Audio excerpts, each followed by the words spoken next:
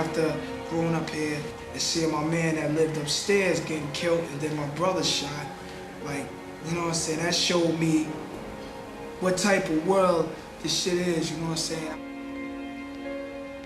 The most of the time I feared about living here when I was young, when I couldn't defend myself from shit was going on, because it was older niggas doing shit. It was a big world, and I was young, and all I had was my mom and my brother, you know what I'm saying, my younger brother, you know what I'm saying? So all I did was just handle myself to get to a position where I could say, I'ma hold my ground. I'm old enough to control my destiny and not to be bullshitted by no bullshit niggas no more or nothing. I be thinking about going back to school because, I mean, my knowledge is limited right now. There's a lot of things that I don't know about that I could take advantage of as soon as I learn about it. I'm not a big drug dealer with 25 years on my head. I sing rap records and I can make my bread. I'm not a doctor or lawyer, but I'm 21 with a start.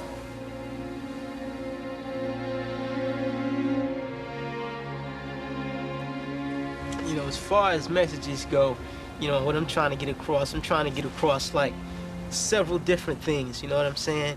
Like, for instance, there's one side of me that's totally for the preservation of black youth, you know what I'm saying? Because we're dying at a rapid rate. The numbers of dying youth is increasing like daily in our neighborhood. I can't stand the ghetto. A lot of rappers, you know, they run around, yeah, I'm ghetto, you know what I'm saying? I live in the ghetto don't live in me. This is an ill situation. We have been put here for a cause. We have been put here to die. That's genocide, man, and that's the bottom line. If I had the chance to live with a stream flowing through my backyard, meadows in my backyard, you think I wouldn't? We're not here just because we want to be hip and fly. It wasn't our choice to come to the ghetto. You know, so as far as staying true to the hood, I'm not really staying true to the hood. I'm staying true to the people that are in the hood.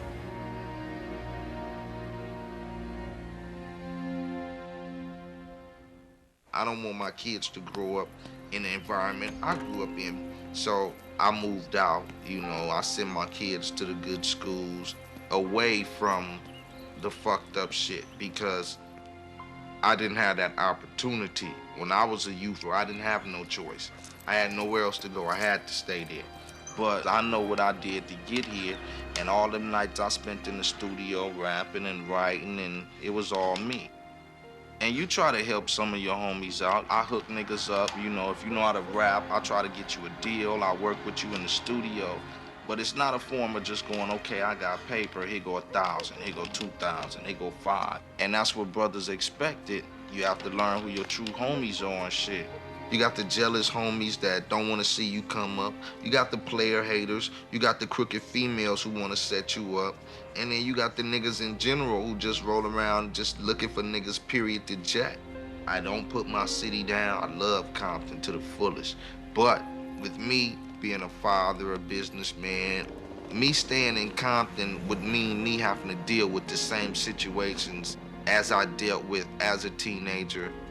I moved out to the community where I could walk out my front door and wouldn't have to see gangs rioting and shit like that, because I lived in that shit all my life. And I figure if you can, you might as well to better yourself and to better your future family. You can't have this out of control dough and stay in the same house that you grew up in. It's impossible. You're gonna get licked sooner or later, you know what I'm saying? But you ain't gotta, you know, move from California.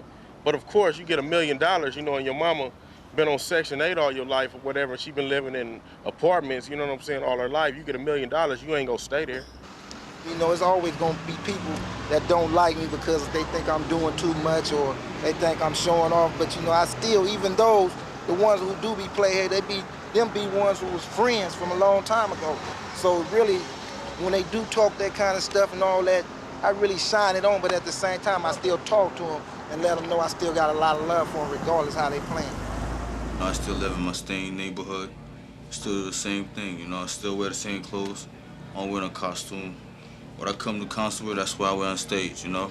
Same thing. We're just fortunate that, you know, a lot of people bought the records, you know, it's great, but we still the same people. We make our music for the kids around the block, you know what I'm saying? We still live in the projects. We still keeping it real. As you see, it's mad people's right here, right now. You know what I'm saying? That's just with us, because this is how I've been before this rap shit even came off. You know what I'm saying? So therefore, you see our chamber. We getting high. Niggas got beer. You know what I'm saying? Niggas is still watching they back from the cops. But it's all real. And like nobody fucking wants to live in the ghetto. The best thing you can do is get out and get your family up out of there. Interviewers will come over and say, you don't live in a black community. Well, where is a black community? Where do white people live? White people live wherever the fuck they want to live. There is no black community, there's a poor community. And I'm not trying to live in no fucking poor community. I've been making records 14 years and movies. I should not have shit. Would that make you happier?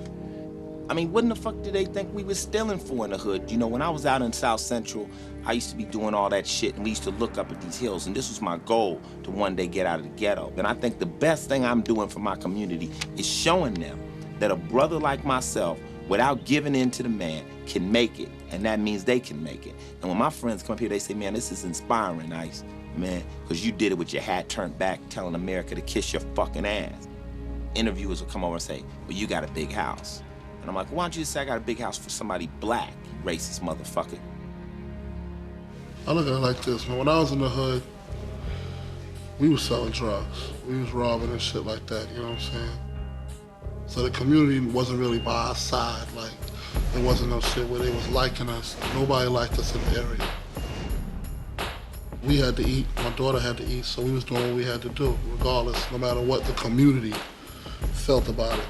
And after I left the drugs alone and started doing the music shit, and all of a sudden the community is like, yeah, well, he's doing good now, and it seemed like it's fake love to me, you know what I'm saying? You ain't had no love for me when I was fucked up and I had to sell drugs to live.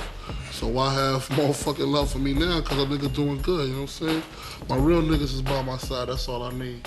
And I think me hustling, selling drugs, it schooled me to the streets a lot. You know what I'm saying? I learned a lot. You know what I'm saying? I learned that some things you can do and some things you can't do. You know? That's selling drugs forever is something you can't do. You cannot do that. You will eventually die or go to jail. That's a fact.